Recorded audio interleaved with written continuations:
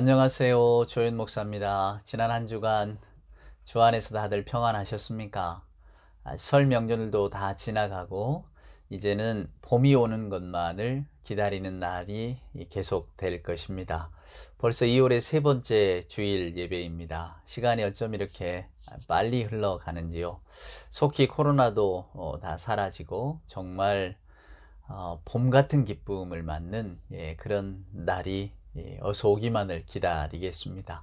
우리 함께 마음을 모아 이제 하나님 앞에 예배할 때에 경배 찬송 621장 찬양하라 내 영혼아를 부르시면서 하나님 앞에 나아갑니다.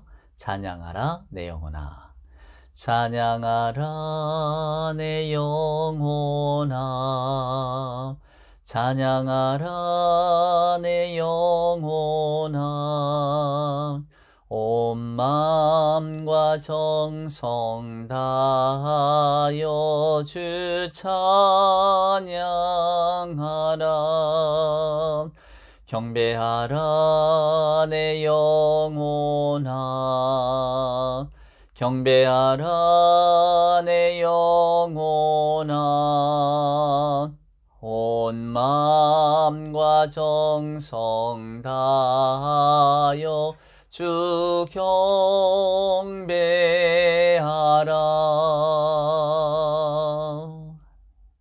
사도신경으로 우리들의 신앙을 고백합니다.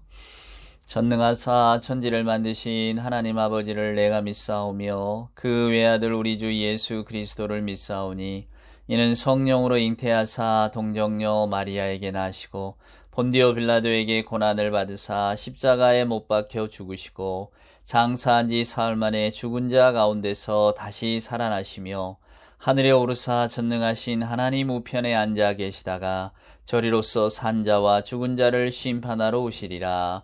성령을 믿사오며 거룩한 공예와 성도가 서로 교통하는 것과 죄를 사하여 주시는 것과 몸이 다시 사는 것과 영원히 사는 것을 믿사옵나이다. 아멘. 성시를 교독합니다. 우리 찬송가 뒤편에 있는 오늘은 교독문 8번입니다. 시편 14편에 기록된 말씀. 어리석은 자는 그의 마음에 이르기를 하나님이 없다 하는도다. 그들은 부패하고 그 행실이 가증하니 선을 행하는 자가 없도다. 여호와께서 하늘에서 인생을 굽어 살피사 지각이 있어 하나님을 찾는 자가 있는가 보려 하신즉 다 치우쳐 함께 더러운 자가 되고 선을 행하는 자가 없으니 하나도 없도다. 죄악을 행하는 자는 다 무지하냐? 그들이 떡 먹듯이 내 백성을 먹으면서 여호와를 부르지 아니하는도다. 그러나 거기서 그들은 두려워하고 두려워하였으니 하나님이 의인의 세대에 계심이로다. 너희가 가난한 자의 계획을 부끄럽게 하나 오직 여호와는 그의 피난처가 되시도다. 이스라엘의 구원이 시온에서 나오기를 원하도다. 여호와께서 그의 백성을 포로된 곳에서 돌이키실 때에 야곱이 즐거워하고 이스라엘이 기뻐하리로다. 아멘.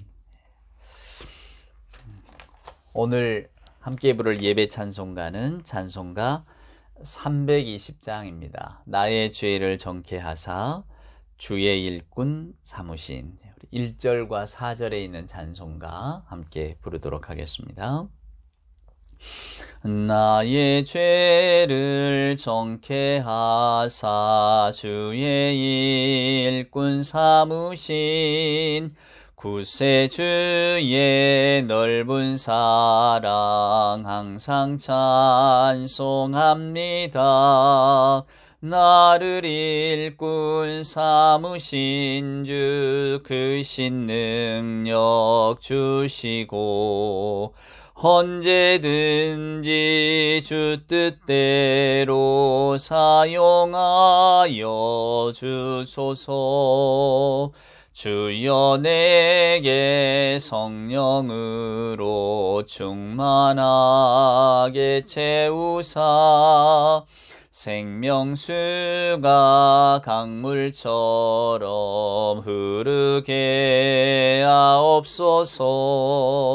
나를 일꾼 삼으신 주 크신 능력 주시고 언제든지 주 뜻대로 사용하여 주소서.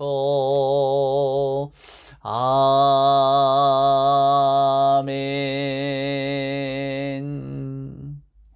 다 함께 기도드리겠습니다. 사랑의 하나님, 감사합니다. 어느덧 추운 겨울이 점점 물러가고 이제 새로운 봄의 기쁨이 우리를 찾아오는 봄을 기다리게 하시니 하나님 감사합니다. 저희들 이 시간 기쁨으로 우리 하나님을 찬양하며 주님 앞에 나왔습니다. 하나님,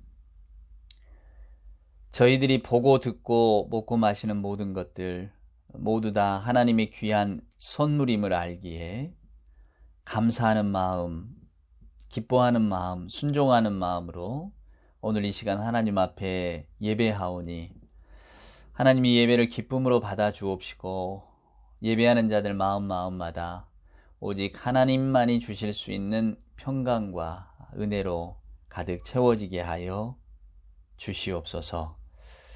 사랑의 하나님, 나는 길이요 진리요 생명이라 하신 예수 그리스도를 저희들은 믿습니다. 이 시간 우리의 신앙과 삶을 돌아보는 복된 시간 갖게 하여 주옵소서. 먼저는 그리스도를 따른다고 말은 하지만은 주님 가신 길, 좁고 험한 길을 피해가려 하는 저희들의 연약함을 보게 하여 주옵소서. 그리스도의 빛 가운데 산다고 하면서도 주님의 빛을 피하고 어둠 속에 그대로 머물고 싶어하는 저희들, 생명 되시는 아버지 하나님께서 우리에게도 힘을 주시고 마른 뼈도 살아나는 생기를 불어넣어 주시옵소서. 이 시간 예배하는 심령들 가운데 때로는 지치고 힘든 심령이 있는 줄 아오니 생의 기운 넘치는 생명의 힘으로 하나님, 주님 지신 십자가를 걸머지며 조그만 길을 잘 따라갈 수 있도록 우리에게 하나님 허락하신 인생을 받아들이고 잘 관리할 수 있도록 주님 도와주시옵소서. 그리하여 이 시간 늘 주님을 본받는 자 되고자 하는 간절한 기도를 올리게 하여 주옵소서. 늘 사랑하기보다는 미워하고 질투하고 비판하는 눈초리를 갖고 살아가는 저희들, 가난한 마음, 청결한 마음, 온유한 마음, 의와 평화를 사랑하는 마음에 하나님의 복이 있다 하셨사온데 정반대의 길로 걸어야만 마치 세상의 복을 누릴 것 같은 그런 생각 속에 빠져있는 저희들의 어리석음을 우리 하나님 아시오매 오늘 이 예배하는 시간 진정 놀랍고 거룩한 하나님의 나라, 하나님의 말씀을 바라보게 하시고 그 하나님으로 인하여 기뻐하며 하나님의 말씀으로 인하여 충만한 은혜와 감동을 누릴 수 있는 저희들이 되게 하여 주시옵소서. 늘 우리 눈에 보이는 것, 손에 잡히는 것에 휘둘려 사는 저희들이 영원토록 흔들리지 않는 하나님 나라, 그 진리를 붙들려고 합니다. 이 시간 주의 말씀을 들을 때에 하나님의 진리를 깨달아 알게 하시고 세상의 그 어떤 것도 위협할 수 없고 두려워할 수도 없고 뺏을 수 없는 우리 주님이 주시는 기쁨을 발견하며 그 안에 머물게 하여 주시옵소서. 예배하는 자의 심령마다 각각 다를지라도 오직 한 가지로 우리 하나님의 은혜를 받아들이게 하시고 무엇보다도 오늘 이 예배를 통하여서 저희들이 삶의 의미를 또 새롭게 발견하고 하나님이 보여주시는 그 의와 진리의 길을 용기 있게 걸어갈 수 있는 결단 또한 할 수 있도록 주님 도와주시옵소서. 저희들의 연약함 아시오매 오늘도 주의 성령보다는 세상의 영에 사로잡히기를 갈망하는 그 어리석음을 깨우쳐 주시고 진실로 이 예배하는 시간만큼이라도 온전히 하나님을 바라보고 하나님이 기뻐하시는 생각과 마음의 결심을 가져갈 수 있도록 주님 도와주옵소서. 예배의 시종 우리 하나님 주의 성령께서 지켜주실 줄 믿사옵고 예수님의 귀하신 이름으로 기도드리옵나이다. 아멘. 오늘 우리에게 주시는 하나님의 말씀은 창세기 32장입니다. 아주 흥미롭고 재미있는 내용이 서술되어져 있는 성경의 한 부분이죠. 창세기가 굉장히 드라마틱합니다. 그래서 창세기를 읽으면 일단 재미가 있어요. 그리고 저희들이 이 말씀을 통해서 또 얻는 교훈도 많고, 하지만 그 맥락을 정확하게 알 수 없는 부분도 있습니다. 옛적의 이야기, 또 성경 기자들이 자세하게 거기에 대해서 알려주지 않으면 우리는 단지 추측할 수밖에 없으니까. 하여간 이 32장은 너무나 흥미로운 이야기로 가득 차 있습니다. 우리가 지난 시간에 레아와 라헬 이야기를 함께 읽었지만은, 이제 야곱이 외삼촌 라반의 집에서 레아와 라헬, 또 레아와 라헬에게 각각 있었던 시녀들을 통해서 아들들을 낳잖아요. 결국 이제 이스라엘의 12지파가 완성이 되어지는 것인데, 그 와중 속에서 이제 야곱의 재산이 불어나고, 야곱의 재산이 불어나니까 외삼촌 라반과 그의 아들들이 이제 좀 불편해지기 시작했다. 이게 창세기 31장의 내용입니다. 그러니까 그때 당시에는 유목이잖아요. 그러니까 내 양이 먼저 풀을 뜯어버리면 다른 양이 뜯을 뿔이 없는 거죠. 그러니까 나도 잘 먹고 또 다른 양도 잘 먹고 하면 얼마나 좋겠습니까만은, 마치 제로섬 게임 같아서 내가 먼저 뜯으면 다른 양이 뜯을 게 없으니까 서로 갈등이 있지 않겠습니까? 마치 아브라함과 롯 사이에 갈등이 있었던 것처럼 이 목자들이 또 갈등을 일으키기도 하고, 그냥 하여간 야곱은 더 이상 외삼촌 라반의 집에서 이제 머물 수 없는 지경이 되었습니다.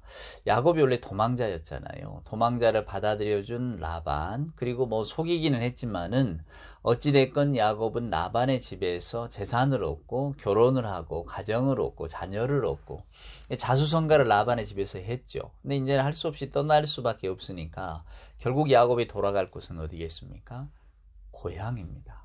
야곱은 이제 고향으로 길을 잡는 거예요. 그리고 그간에 또 뭐 라헬이 드라빔을 훔쳐 나오고 뭐 이런 해프닝이 있습니다만은, 하여간 이제 야곱이 야복 나루터에 이르렀습니다. 야복 나루터를 넘어가면 이제 그 야복강을 넘어가는 거죠. 야복강을 넘어가면 이제 자기의 고향 땅으로 더 가까이 가게 되니까, 오늘 이 창세기 32장은 그 야복 나루터에서 야곱의 모습, 우리는 흔히 밤새워 씨름하던 그 장면을 생각합니다만은 맞습니다. 밤새워 씨름하기도 합니다. 하지만 그것을 통해서 야곱이 어떻게 하나님의 사람으로 거듭나게 되는가를 성경은 아주 흥미롭게 담담한 필치로 우리에게 들려주고 있거든요. 이제 그 이야기 속으로 한번 들어가 볼까요? 오늘 창세기 32장의 1절은 이렇게 시작하고 있습니다. 야곱이 길을 가는데 식솔들을 데리고 지금 전부 피난길에 오른 겁니다. 일종의 홈커밍이죠. 고향으로 가는 길이지만 실제로는 그 고향 땅이 야곱이 두려워서 떠난 땅이잖아요. 뭐 필연적으로 전쟁이 일어났다거나 가뭄이 들었다거나 이렇게 살기 위해서 필연적으로 떠나야 될 땅이 아니라, 자기가 형을 속이고 아버지를 속인 것에 대한 대가로 더 이상 살 수 없기 때문에 쫓겨나듯 도망친 땅 아닙니까?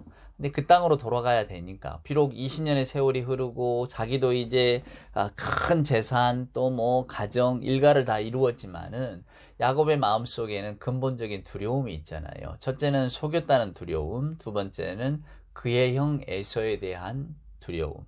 그의 형이 나를 어떻게 대할까? 이미 아버지 이삭이 재산이 많은 그 근동의 부자였기 때문에 그 아들 에서가, 맏아들 에서가 그걸 다 물려받지 않았겠습니까?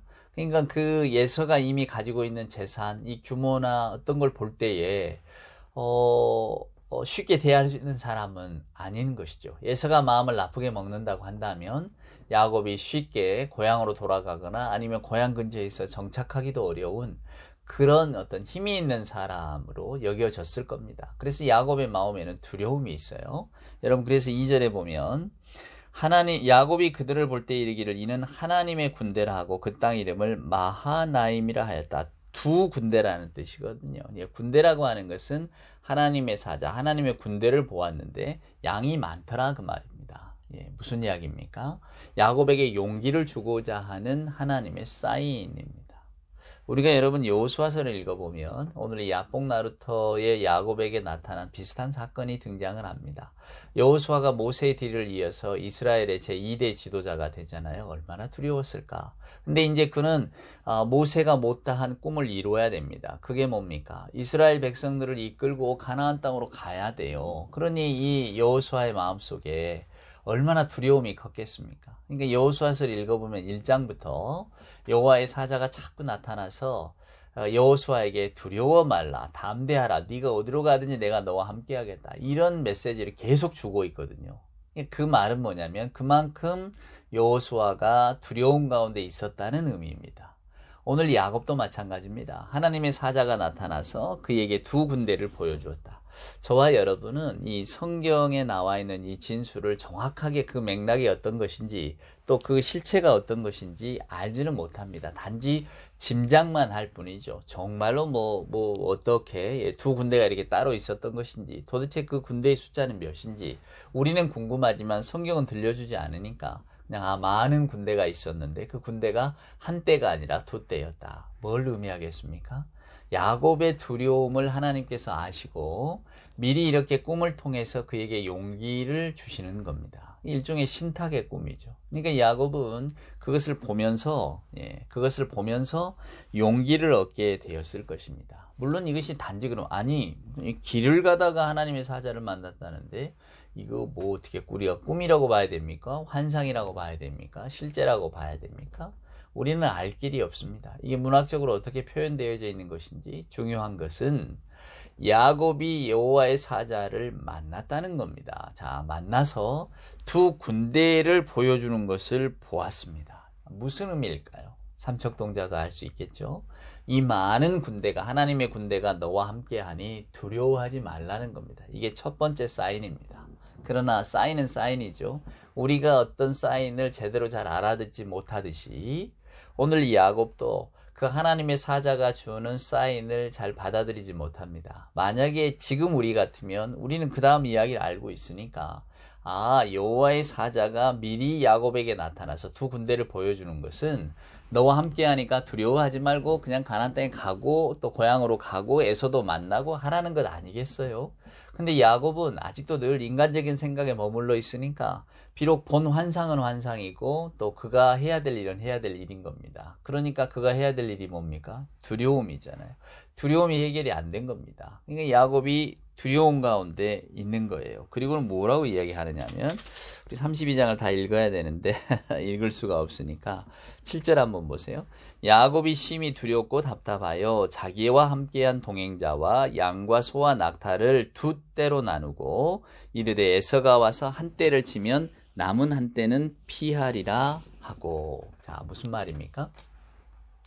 에서가 나를 환영할 것 같지는 않다는 거예요. 야곱이 지금 식솔이 작고 가지고 있는 가축이 작아서 무슨 도둑 혹은 나그네 잠깐 드나들듯 고향 땅으로 돌아오는 게 아니잖아요. 이미 일가를 이뤘고, 그러니까 그 수도 어마어마하단 말입니다. 데리고 있는 가축들까지 합치면은 모든 사람들이 다 알아볼 수 있는 거죠. 그러니까 비밀스럽게 고향으로 돌아갈 수는 없게 된 겁니다. 그러니까 에서가 이것을 다 알고 있다고 야곱도 생각한 거예요. 그래서 두 떼로 나눕니다. 두 떼로 나누는 이유는 두렵기 때문입니다. 에서에게 몰살을 당할까봐 먼저 덜 중요한 것을 보내고 가장 중요한 것은 나중에 따라가게 하려고 두 떼로 나눈 거예요. 이것은 야곱의 두려움을 표상합니다. 저나 여러분이 기억해 두어야 될 것은 분명히 이전에 여호와의 사자가 나타나서 야곱에게 하나님의 두 군대를 보여주었음에도 불구하고 야곱은 여전히 두려움과 답답한 가운데 있다라고 하는 겁니다. 그렇죠? 그것이 어쩌면 우리들의 모습, 우리 현대인의 모습을 그대로 반영하고 있는 것처럼 여겨지기에 저는 이 야곱의 이야기가 무척 흥미롭기도 하고 우리 모두에게 던져주는 영적인 과제 또 영적인 숙제가 많다고 저는 생각합니다. 자, 야곱은 여전히 두려웠어요. 나 이거 어떻게 해야 될까?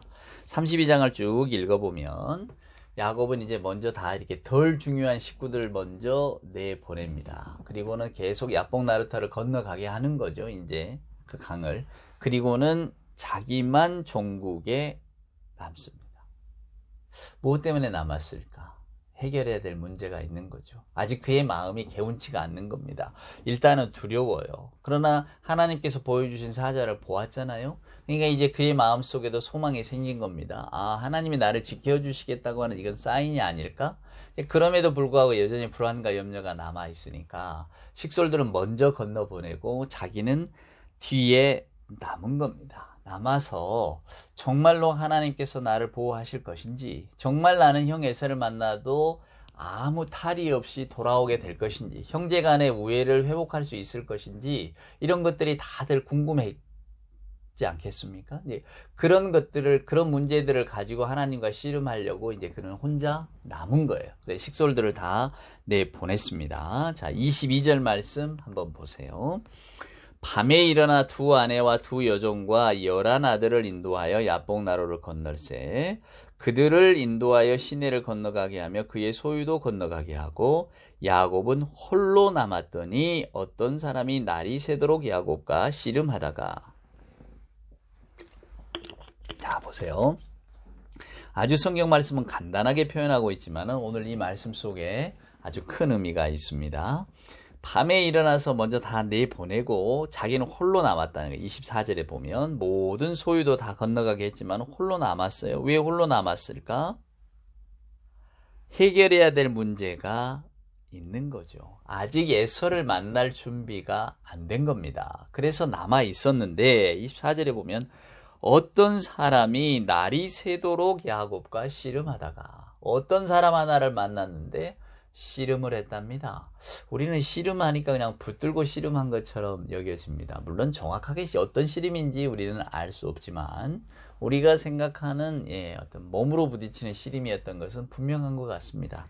그래서 25절에 보면 자기가 야곱을 이기지 못함을 보고 그가 야곱의 허벅지 관절을 치매 야곱의 허벅지 관절이 그 사람과 씨름할 때에 어긋났다. 허벅지를 때리니까 이게 툭 비틀어져 버렸다, 그 말입니다.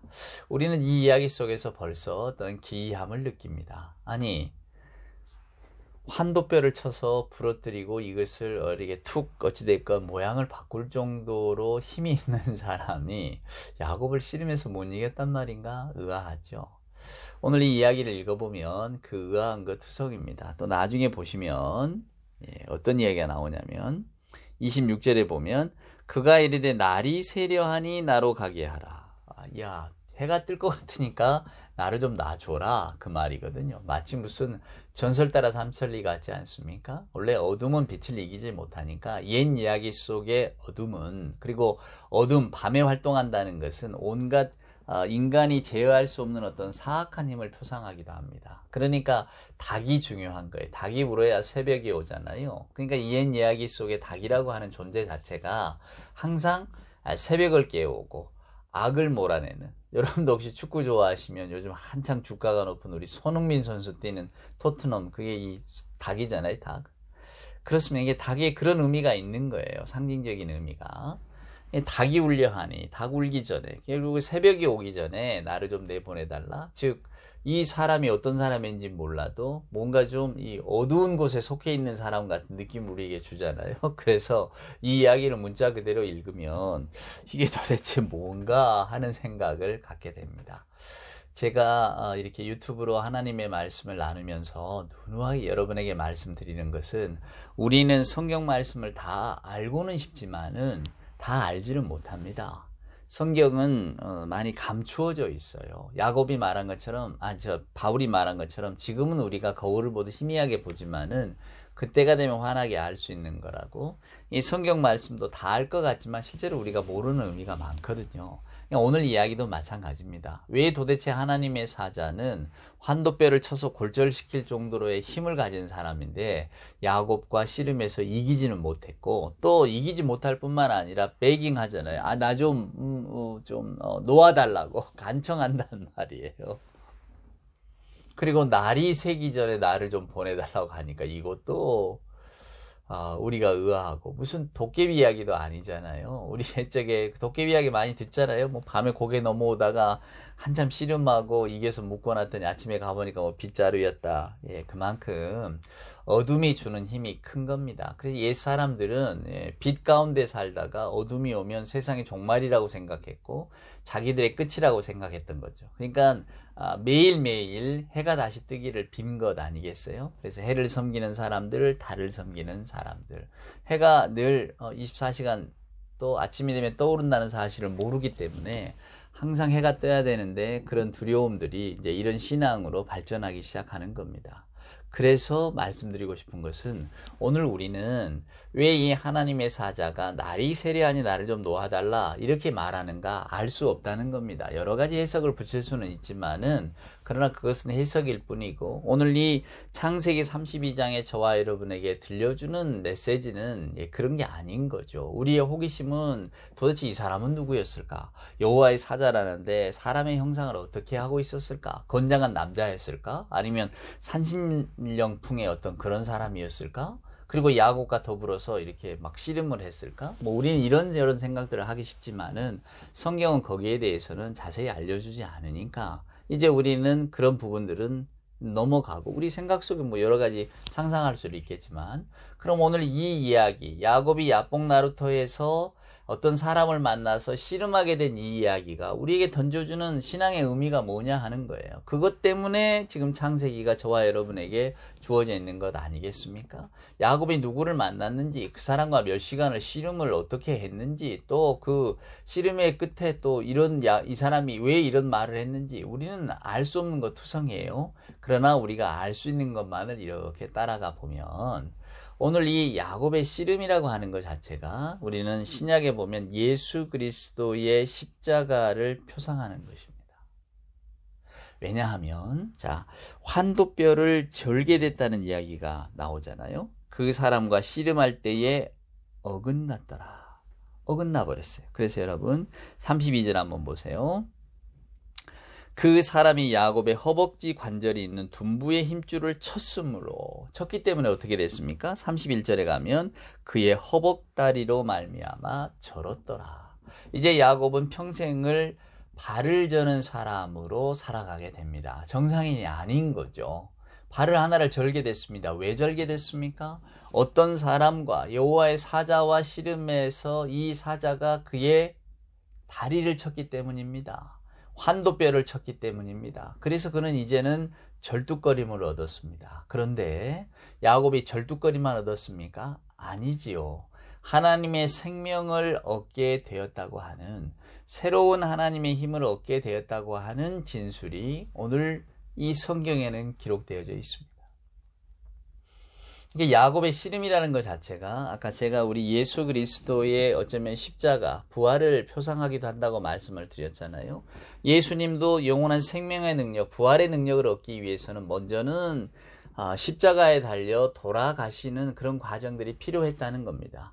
그걸 저와 여러분의 인생의 유비로 보면은요, 언제나 새로운 힘은 새로운 약함과 같이 옵니다. 우리 복음성가 찬송도 있잖아요. 약할 때 강함 되시네. 무슨 이야기입니까? 우리가 이제껏 우리의 힘으로 살아가는 그 방식으로, 즉 우리의 강함을 만들어가는 그 방식으로는 절대로 하나님을 체험하거나 하나님을 인정할 수가 없습니다. 우리의 문제는 우리가 해결하는 것이고 우리의 삶은 우리가 살아가는 것이지 그 안에 하나님이 들어올 틈이 없는 거죠. 그러나 성경은 우리가 때때로 약해질 때, 즉 우리가 우리의 의도대로 삶을 살지 못하게 되고 아니면 우리가 우리의 삶에 대해서 절망하고 우리의 능력을 가지고 뭔가 해보려고 하는 것들에 대한 한계점을 느낄 때에 그게 우리의 연약함을 자각하는 거잖아요. 내가 아무것도 해줄 수가 없구나. 그 연약함을 자각할 때에 우리의 약함이 비로소 강함, 새로운 힘으로 온다는 것을 오늘 이 야복 나루터 사건이 가르쳐 줍니다. 야곱이 지금 고민하고 있어요. 에서를 만나야 되는데 에서가 어떻게 나올까? 어떻게 나오면 나는 어떻게 대항을 할까? 여기에 대한 근본적인 두려움이 있는 겁니다. 보세요. 지금 야곱은 야복 나루터에서 이 야복강을 어떤 심정으로 건너려고 합니까? 내가 이 모든 문제를 컨트롤하고 내가 이 모든 문제에 일어나는 일을 책임져야 되겠다. 그 마음을 가지고 지금 야복 나루터에 서 있습니다. 그래서 잠이 안 오는 거예요. 그래서 불안한 겁니다. 오늘날 저와 여러분도 여러 가지 문제를 가지고 있습니다. 그런데 그 문제의 해결점을 우리는 우리 자신이 다 찾으려고 합니다. 내가 무언가를 다 바꿔내려고 합니다. 내가 무언가를 컨트롤할 수 있을 거라고 생각합니다. 그게 안 되면 불안한 거예요. 오늘날 현대사회가 예전에 비하면 먹고 사는 것, 또 뭐 사람의 평균 수명, 모든 게 과학기술의 발전과 더불어서 다 더 좋아졌잖아요. 그런데 불안 역시도 커졌다 그 말입니다. 왜 불안이 커지는가? 예전에는 사람들이 할 수 있는 것, 할 수 없는 것을 명백하게 구분하며 살았어요. 가뭄이 들면 할 수 없는 거죠. 뭔가 자연재해가 나면 할 수 없는 겁니다. 우리는 때론 죽기도 하고 고통을 당하기도 합니다. 그것을 인간이 운명이라고 여겼다 그 말이죠. 우리가 어찌할 수 없는 거다 그랬어요. 근데 점점 더 이렇게 과학기술이 발전하면서 우리는 그런 것들을 통제하기 시작했습니다. 그래서 모든 세상의 만물이 내가 마치 통제할 수 있는 것처럼 여겨진다 그 말이에요. 그리고 그래야만 우리는 편안하게 느낍니다. 우리의 가정생활도 사회생활도 우리의 소망도 다 나에게 집중하고 내가 결정하는 힘으로 달라지는, 우리는 그것을 소망합니다. 모든 것의 출발점을 나로 두기 때문에 혹여나 이게 안 되면 어떨까 하는 두려움이 있는 거예요. 언젠가 제가 읽은 책에 여배우들 말입니다. 여배우들은 근본적인 두려움이 있대요. 그건 뭐냐면 자기보다 젊고 예쁜 사람들이 언제나 기다리고 있다라는 것을. 두렵죠, 나이 먹는 게. 젊을 때야 젊고 예쁜 게 나만 하겠어 라고 하지만은 점점 나이는 들어가고 젊고 예쁜 사람들은 줄을 서 있고 두려운 것 아니겠어요? 이게 뭡니까? 여러분 잘 기억하십시오. 저는 예수 그리스도를 믿고 하나님 신앙을 갖는 것, 성경 말씀을 철저하게 신뢰하면서 이 성경을 아멘으로 받아들인 것, 가장 기쁜 것이 뭐냐면 우리가 세상을 살아갈 때에 우리의 힘만 가지고 나아가지 않아도 된다는 겁니다. 여러분, 그것은 내가 어떤 소망을 가지고 있는데 내 힘으로는 안 될 것 같으니까 나보다는 더 힘센 존재, 마치 우리가 무속의 신앙처럼 장군님 신의 힘을 빌려서 내가 이것을 이루게 한다든지, 뭔가 위대하신 하나님의 능력을 가지고 내가 이것을 감당할 수 있고 이겨낼 수 있다, 이래서 나는 예수 믿는 게 좋다, 이런 의미가 아니고요. 우리가 인간의 삶을 살아가다 보면 우리의 지혜, 우리의 힘, 또 우리의 판단, 우리의 경험, 우리의 문명, 이런 것들이 다 합쳐져서 어떤 해결책을 내놓습니다. 이번에 우리가 코로나 예상치 않게 맞았지만은 결국 인류가 힘을 맞대서 또 코로나를 퇴치하고자 하는 뭔가를 만들어내지 않겠습니까? 이것이 우리들이 살아가는 삶입니다. 그래서 우리는 우리의 삶을 가지고 또 우리의 능력으로 우리의 삶을 많이 조정할 수 있다고, 컨트롤할 수 있다고 생각하는 거죠. 그러나 우리들의 생명의 문제, 또 저와 여러분의 삶의 의미 문제, 인간은 다 생각하는 존재들 아닙니까? 무언가를 고민하는 존재잖아요. 근데 우리에게는 그 근본적으로 해결할 수 없는 것들이 있습니다. 근데 이 근본적으로 해결할 수 없는 것들을 우리 힘으로 가면 우리가 이것을 감당할 수 있느냐? 감당할 수 없는 거예요. 우리의 힘을 넘어서는 겁니다. 그럴 때에 하나님을 알고 하나님의 약속을 믿는다는 것이 우리에게 얼마나 큰 위로가 되는지요. 인간의 힘으로 할 수 없는 것, 인간이 감히 어떤 우리의 판단을 가지고 이룰 수 없는 것들에 대해서 성경은 그 해결책을 제시하고 있기 때문입니다. 저와 여러분이 교회 생활을 하고 성경 말씀을 읽고 하나님을 믿는다는 것은 내가 갖지 못하는, 나의 연약함이 품지 못한 어떤 절대적인 능력을 가지고 세상을 호령해 보겠다든가, 세상을 살아가는 사람들에게 인정과 어떤 사랑을 받아보겠다든가, 이런 게 아니라고 하는 거죠. 만약에 복음을 이런 것을 주는 것으로 가르친다면 그것은 복음이 변질된 겁니다. 복음은 여러분 세상을 이길 힘이라고 말하잖아요. 보라, 내가 세상을 이겼노라. 이때 말하는 세상은 죽음으로 모든 것을 판결짓는 세상입니다. 예수 그리스도가 십자가에서 부활하심으로 우리에게 보여주신 게 뭐죠? 영원한 생명에 관한 소망 아닙니까?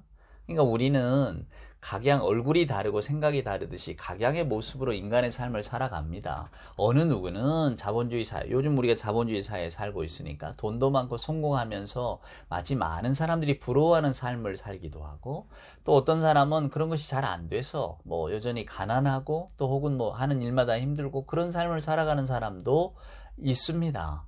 그러나 기독교 신앙은 우리가 가지고 있는 외면적인 조건과는 무관하게 저와 여러분은 하나님의 사랑받는 자녀들이고, 하나님의 사랑을 깨달아 아는 자는 그 사랑 안에서 살아간다는 것을 성경이 들려주고 있잖아요.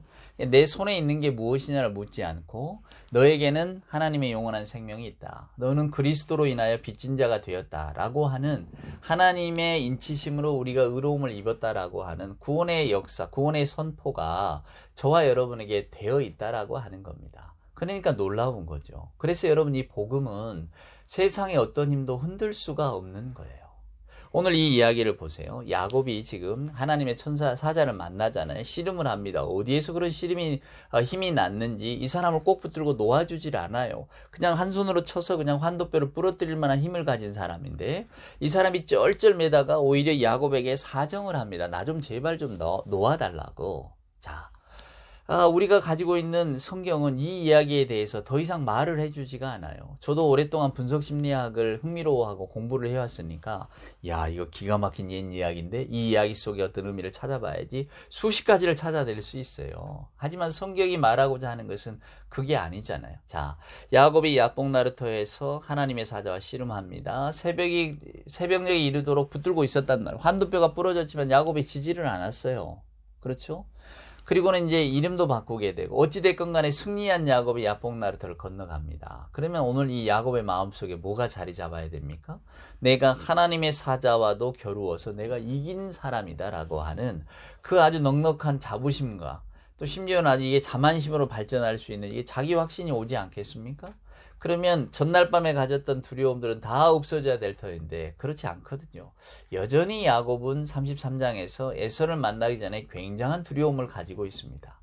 오늘 이 32장에 있는 이야기가 여러분 뭘 의미하는가? 먼저는 우리가 신앙적으로 바라보면 아까 제가 예수 그리스도 십자가를 이야기했듯이 우리가 무언가 새로운 힘을 얻으려면 기존의 어떤 우리가 살아가는 삶의 방식에서 약해짐으로 인해서 벗어나게 되는 겁니다. 우리 그런 간증 많이 듣잖아요. 내가 막 뭐 사업이든 세상에 어떤 일이든 잘 나가고 있었는데 갑자기 무슨 암을 만났어. 또 혹은 뭐 교통사고를 당해서 뭐 중병을 앓으면서 내가 인생이 달라졌다. 우리 이런 이야기 많이 듣지 않아요? 오늘 이 32장에 나와 있는 야곱의 삶이 그것의 한 단면을 보여줍니다. 새로운 이름, 야곱이 이름이 바뀌잖아요. 그전엔 야곱, 남을 속이는 자가 이제는 이스라엘, 하나님과 더불어 살아가는 자, 하나님과 겨루어 이긴 자, 하나님께서 야곱에게 이스라엘이라고 하는 새로운 이름을 주셨다 그 말입니다. 그렇죠? 다리는 절개됐어요. 분명 야곱은 하나를 잃었습니다. 그의 건강한 육체의 힘은 잃어버렸어요. 하지만 그는 새로운 걸 얻었습니다. 그 새로운 게 뭡니까? 이름입니다. 그러니까 이스라엘이라고 하는 이름 자체가 세상에 전혀 새로운 어떤 것이에요. 근데 이 어떤 것에 뭐가 들어있습니까? 하나님의 권능이 들어있습니다. 그 권능은 바로 생명이죠. 그러니까 야곱의 현실의 문제가 사라지는 건 아니에요. 그대로 있어요. 여전히 에서가 나를 기다리고 있고 에서가 어떤 마음을 갖고 있는지 나는 알지를 못합니다. 하지만 이미 하나님께서 야곱의 이름을 바꿔주심으로써 하나님의 힘이 야곱에게로 건너간 거잖아요. 야곱은 이제 새로운 힘을 얻게 된 거죠. 이제 자신의 힘으로 에서에게 나갈 필요가 없는 거예요. 내가 내 힘으로 나아갈 때는 두려움이 있지만은 이제 야곱은 자신의 힘으로 에서를 만날 필요가 없는 겁니다. 이미 야곱이라고 하는 사람은 죽고 이스라엘이라고 하는 새로운 사람이 생겨난 거잖아요. 두려움이라고 하는 것은 자신의 힘에 의지하여 살기를 원할 때 생기는 겁니다. 내가 이걸 이겨내야 되는데 이겨낼 수 없다고 하니까 두려움이 생기는 것 아니겠어요? 제가 좋아하는 이야기 중에 하나입니다만은 그 펄벅 여사의 한 일대기 그 일화입니다. 어려서 아버지가 중국 선교사였잖아요. 그래서 이제 중국에 가서 펄벅 여사가 살았는데 어느 해에 굉장히 큰 가뭄이 들었답니다. 마을 사람들이 다 이제 가뭄 때문에 죽어가니까 그 전에야 먹고 사는 것이 넉넉하면 다들 평화롭지만은 먹고 사는 문제가 해결이 안 되면 다 강팍해지지 않습니까? 그러니까 이 펄벅 여사가 그 아버지 어머니가 살고 있던 그 선교지 사람들이 좀 그랬는가 봐요. 이제 가뭄도 겪고 하니까 마음이 많이 피폐해져서 결국은 이제 마을 사람들이 왜 우리에게 이 가뭄이 왔는가? 그것은 서양 귀신이 들어와서다. 즉 예수 전한 선교사들이 우리 땅에 살고 있어서 그렇다.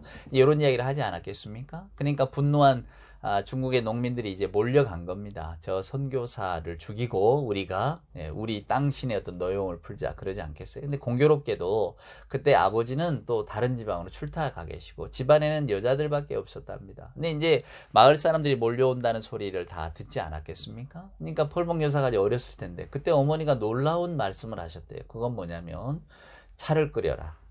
집에 있는 모든 쿠키를 다 준비해라. 그리고는 집에 있는 그 접시 좋은 그릇 다 내놓고 거기에다 한 상 음식을 차렸답니다. 차에다가 음식에다 쿠키에다가 그리고 대문을 활짝 열어라 그랬대요. 불을 환하게 밝히고. 아니 지금 성남 폭도가 밀려드는데 도망가거나 문을 잠그거나 뭔가 숨어 있거나 해야 되는데 정반대의 명을 내린 겁니다. 자, 폭도들이 몰려와서는 깜짝 놀랍니다. 아니, 보통이 막혀 있어야 되고, 한번 실랑이도 해야 되고, 또 그 집에서 일하는 또 하인들도 있었을 거니까, 하인들 뭐 이러면 안 된다고 하고, 뭐, 이런 실랑이를 거치면서 일이 벌어져야 되는데, 불은 환하게 밝혀져 있지, 대문은 활짝 열려 있지, 그리고 잡아 죽여야 된다고 하는 그 선교사 가족 다 밖에 나와 있지, 의아한 거죠. 그랬더니 이제 그 어머니가 다 사람들 손을 이렇게 잡고 집으로 끌어들였다는 겁니다. 예, 잘 오셨다고. 어서 오시라고. 그러면서 그 집에 있는 모든 음식 다 꺼내놓고 이렇게 대접을 하니까 웃고 떠들고 또 이렇게 먹고 마시고 그리고 그냥 다 돌아갔다는 거예요. 이제 펄벅 여사 일화 속에는 그리고는 그날 저녁에 큰 비가 내려서 이제 모든 문제가 해결이 됐다. 뭐 이런 이야기로 끝나는데 나중에 이제 펄벅이 자라서 어머니한테 물어봤나 봐요. 그때 어머니는 어떻게 그런 생각을 하셨고 그런 명을 내렸냐고. 근데 이제 어머니 하는 이야기가 만약에 도망칠 곳이 있었다면 나는 절대로 그런 용기를 못 냈을 거다. 근데 도망칠 곳도 없고 꼼짝 못하고 그냥 그런 용기가 나는 거라고. 그러니까 내 힘으로 뭔가를 해보겠다고 할 때에 우리가 어떤 두려움도 생기고 염려도 생기지만은 이건 내가 할 수 없는 일이구나 라고 하는 순간부터는 담대함이 찾아오는 거죠. 포기가 아니고 말입니다. 오늘 저와 여러분에게 들려주시는 하나님의 말씀, 이 야곱의 이야기, 이름이 바뀌는 이야기가 그것을 의미합니다. 그 전에 야곱은 자기 힘으로 살았어요. 야곱이 자기 곤노술수가 능한 사람이었잖아요.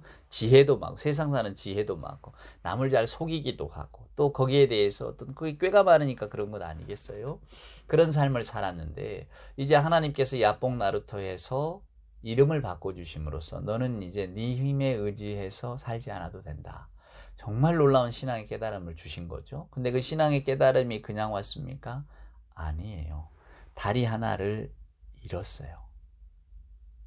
우리가 33장을 읽어보면 알 수 있지만은 오늘 이 야곱이 야복 나루토에서 하나님의 천사와 씨름을 했다, 만났다, 이름이 바뀌었다, 분이엘의 새로운 태양이 떠올랐다, 막 바뀐 것 같지만 그래서 예수의 마음도 바뀌었다 이렇게 돼야 되는데 실은 그런 것 같지는 않아요. 그러니까 무슨 이야기냐면 야곱의 두려움은 여전히 남아있는 거죠. 그러니까 하나님과의 만남이 어떤 인간적인 문제를 다 해결해 주지 않습니다. 하나님과 우리가 만났다고 해서 갑작스럽게 마치 실타래처럼 얽힌 우리의 인간사가 다 풀려지는 건 아니라는 거예요. 화해와 용서를 그대로 가져다 주지는 않습니다. 오히려 야곱은 발을 절게 돼요. 절뚝거림과 새 이름이 같이 오는 겁니다. 하나님의 축복은 양면성을 가지고 있는 거예요. 자아가 죽는 경험을 통해서 우리는 하나님을 인식할 수 있습니다. 그래서 그 프레드릭 뷔큐너라고 하는 그 유명한 미국의 신학자이자 이 문필가는 이 야곱의 일화를 설명하면서 이건 장엄한 패배다 이렇게 말해요. 형용 모순이죠. 뭐 우리가 작은 거인, 거인이 어떻게 작습니까? 시적 허용인 거죠. 소리 없는 아우성, 아우성이 어떻게 소리가 없어요? 하지만 우리는 그 의미를 알잖아요. 형용 모순, 장엄한 패배. 졌지만은 뭔가 놀라운 겁니다. 뭔가 힘이 느껴지는 거예요. 뭔가 새로운 장이 열리는 것 같은 그런 느낌을 맛보는 겁니다. 그게 뭡니까? 오늘 야곱의 신앙 인생에 전혀 새로운 장면이 찾아오는 겁니다. 하나님의 사자와 더불어 씨름을 했다. 야곱은 끝까지 붙들고 있었다. 그런데 그 하나님의 사자가 그에게 축복하는 것, 건너가라. 에서의 마음을 내가 바꿔주마. 아니면 너에게 하나님의 군대를 보내서 너는 절대 해치지 못하게 해주마. 뭐 눈에 보이는 어떤 것으로 보여준 게 아니라 이름을 바꿔주었단 말이에요. 이제 너는 새로운 삶을 살게 되었다. 새로운 삶을 살아가는 사람이다 라는 거예요. 오늘 흥미로운 것은 야곱이 하나님의 이름을 물어봅니다. 당신은 누구냐? 이름을 안 가르쳐 주세요. 하나님의 이름은 나는 스스로 있는 자, 모세의 때가 돼서야 하나님은 이름을 가르쳐 주시는 거죠. 오늘 야곱이 어떤 사람을 만납니다. 하나님의 사자죠. 우리는 궁금합니다. 저도 궁금해요. 도대체 이 사람이 누굴까? 그러나 성경을 읽어보면 이 천사, 하나님의 사자 뭐 이런 용어들은 결국은 우리가 알 수 없는 기이한 하나님의 어떤 권능이나 힘을 의미합니다. 우리가 뭔가를 이렇게 경험할 수 없을 때 하나님의 사자가 꿈속에 이야기하기도 하나님의 능력을 보여주시는 거죠. 우리 인간사가 설명할 수 없는 그 어떤 다른 차원의 이야기를 우리에게 들려주고 있는 겁니다. 그런 정도로만 여러분도 여기시면 될 것 같고요. 오늘 이 창세기 32장이 정말로 신비로움 속에 가득 차 있어요. 전설의 고향 같기도 하고, 왜 도대체 이 사람이 날이 새기 전에 나는 가야 된다고 했을까? 다 궁금합니다. 이 사람의 형상은 어떨까? 그러나 여러분, 그 호기심과 궁금증은 한쪽에 밀어두시고, 오늘 이 야곱이 야복 나루터에서 밤새도록 씨름하면서 얻은 결론이 뭐냐 그 말에, 그래 이름을 바꿔놓으셨잖아요. 근데 이름만 바꿔놓으신 게 아니라 그의 한 다리를 하나님이 가져가셨습니다. 늘 절룩거릴 때마다 그는 하나님의 은혜와 야복 나루터의 그 사건을 기억했겠죠. 그것을 통해서 그는 하나님을 향해서 나아가는 사람이 됐을 것입니다. 여러분, 우리의 인생의 야복 나루터는 어디입니까? 저는 늘 주일 예배를 준비할 때마다 우리의 야복 나루터가 오늘의 이 주일 예배가 됐으면 좋겠다, 그런 소망을 갖습니다. 늘 새로운 경험을 하고, 저와 여러분이 하나님의 세계에 대해서 눈을 뜨는, 이 야곱은 절지만은 절망하지 않잖아요. 비록 다리는 절게 됐지만 그에게는 새로운 인생이 열리는 겁니다. 그래서 성경 기자가 새로운 태양이 떠올랐다고 표현을 하는 거예요. 31절에 보면 그가 분이엘을 지날 때 해가 돋았고, 아침이 됐으니까 해가 떴겠죠. 그런 의미가 아닙니다. 마가렛 미첼, 바람과 함께 사라지다, 내일은 또 내일의 태양이 뜬다, 이런 종류가 아니다 그 말이에요. 해가 돋았다는 것은 그의 인생의 새로운 장면이 열렸다고 하는 이야기입니다. 그래서 오늘 이 사건이, 또 이 장면이 놀랍습니다. 여러분의 야복 나루터는 어디입니까? 저는 매주일 우리들의 예배가 이 야복 나루터가 되기를 소망하면서, 이미 저와 여러분의 영적인 이름이 다 바뀌어 있거든요. 하나님의 자녀로.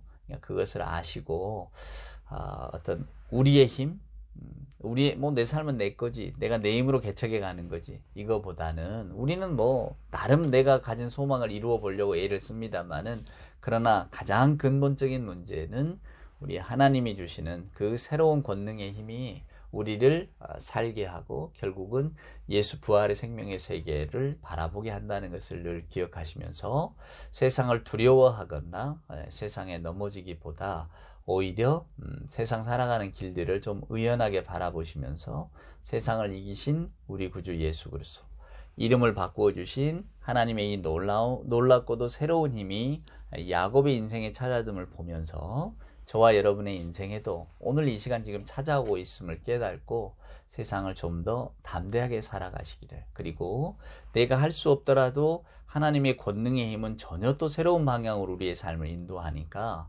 하나님께서 우리를 찾아오실 때에 야곱이 밤새도록 씨름했듯이 이런 씨름의 열정을 가지고 하나님의 사자를 만나고, 또 야곱의 새로운 신앙 경험을 한 것처럼 우리들에게도 신앙의 경험들이 반복될 때에 저와 여러분이 조금은 더 기쁜 마음으로 항상 하나님께 가까이 갈 수 있는 그런 신앙인으로 살아가기를 소원합니다. 꼭 32장에 있는 말씀을 한 번 더 읽어보시고 깊이 묵상하시기를 부탁을 드립니다.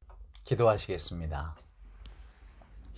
이제는 우리 구주 예수 그리스도 크신 은혜와 하나님의 사랑하심과 자비하신 성령님이 함께 하심이, 함께 올리는 이 예배가 야곱의 야복 나루터가 되기를 소망하며, 늘 새로운 하나님 경험으로 매주일 더 새로워지기를 소원하는 우리 예배하는 모든 하나님의 자녀들 머리머리 위에와 저들의 삶과 또 삶 가운데 드리는 모든 기도의 제목들 위에, 주님 사랑하시는 복된 교회 위에 이제로부터 영원 무궁토록 함께하여 주옵기를 간절히 축원하옵나이다. 아멘.